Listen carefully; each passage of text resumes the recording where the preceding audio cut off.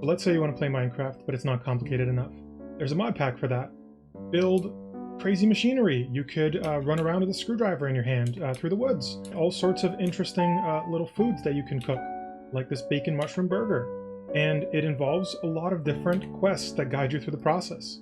There are 13 tiers of technology, not including, for example, the space race aspects, which take you into at least like 10 or 15 planets and other solar systems. There is magic, which you can do. You can put stuff in a cauldron and get its, like, you know, constituent parts. Here's the complexity that really entails. Let's say that you're at tier 5, been something like 400 hours since you started playing, and you want to progress in one of the 3,000 quests of the game. Well, I want to make a quantum star. What is a quantum star?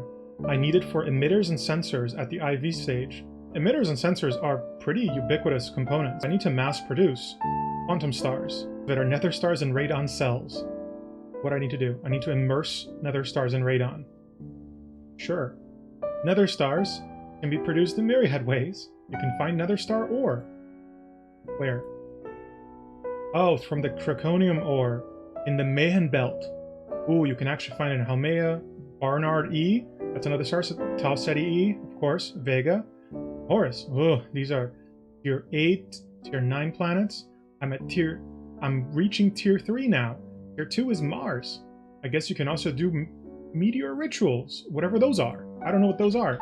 Generally, you get it from killing the Wither, which is usually the last thing that anybody does in a regular Minecraft game.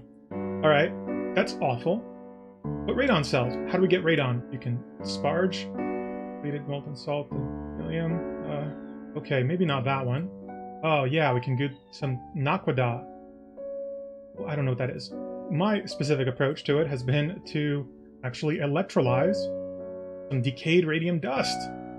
What is decayed radium dust? Well, it's radioactive radium dust that has been allowed to decay by carrying it around or putting it in a box for 4,500 seconds. You put it in a box so you don't get radiation poisoning. Well, let's go check out how I did it. This is my nuclear research site.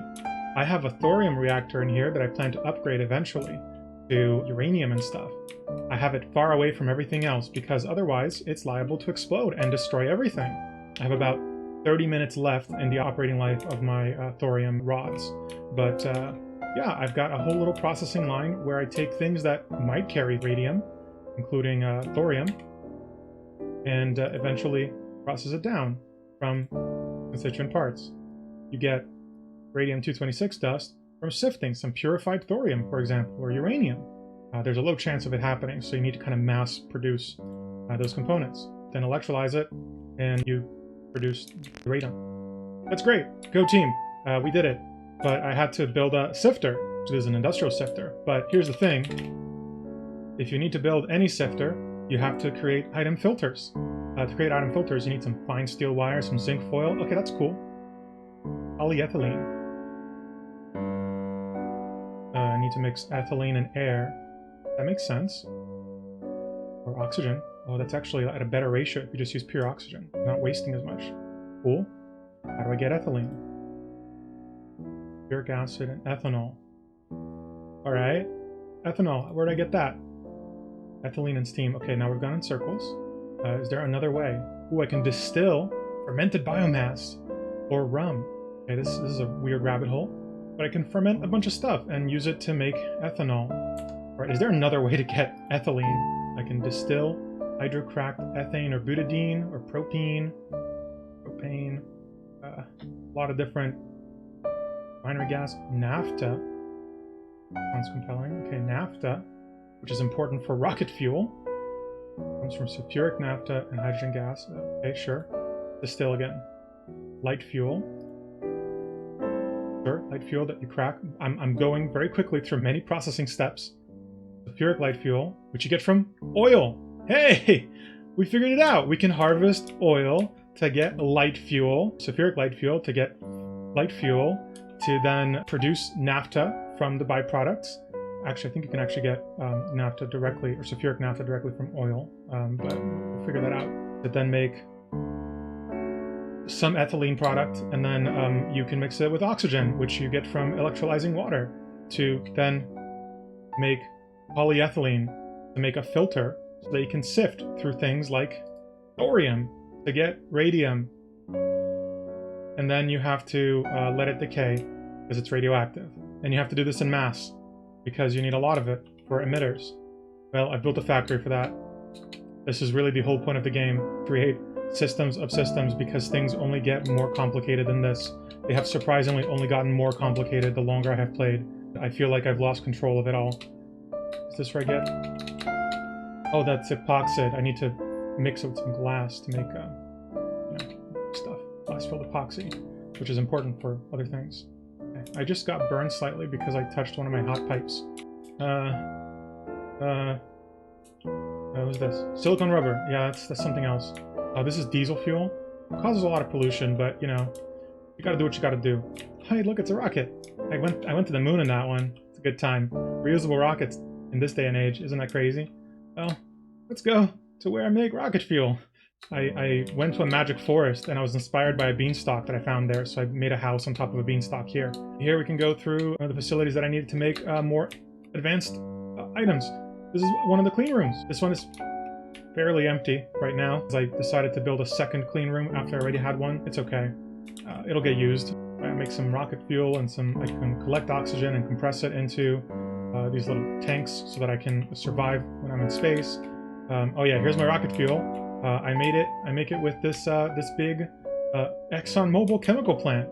Yeah, oh, it's great. I love it. And then, you know, some of the things that I get from space, I can compress it into these like ingots, and then, well, I need to make compressed plates for a lot of space applications. And that's why I have this implosion compressor over here. It also produces a ridiculous amount of pollution. But, you know, it's okay. It's a big world out there. It can dissipate to wherever I need it to be. Yeah, it's great. There's so many different places. There's so many different sub-games that I'm essentially playing at any given time if I need to make whatever it is that I need. Sometimes I need some more thorium. 232. Okay, yeah. I can make mixers. I can go to Europa.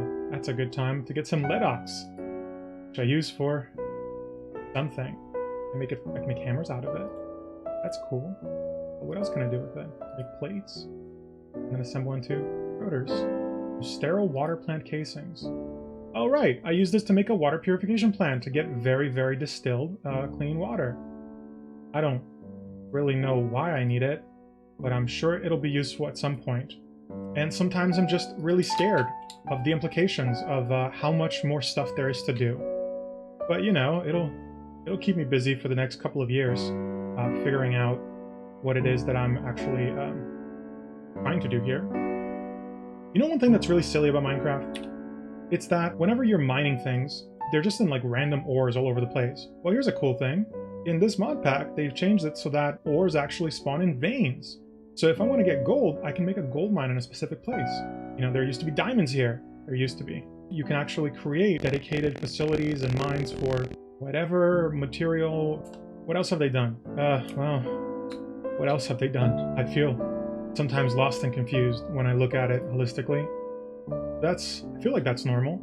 I feel like that's normal when you're staring at the immensity of the human condition and the kind of progress they need to make to go from the Stone Age to making high-speed steel ingots infused with electrum gold ingots, or tantalum, which you get from cooling a hot tantalum ingot. That makes sense. And you get the tantalum dust from a whole sub-process from tantalite. This is the GregTech New Horizons experience. It seems to continue escalating until I have a Stargate at some point, which is a giant machine that is powered by a bunch of these fusion toruses. Oh hey, Quantumize, I can make these. I don't know what this is.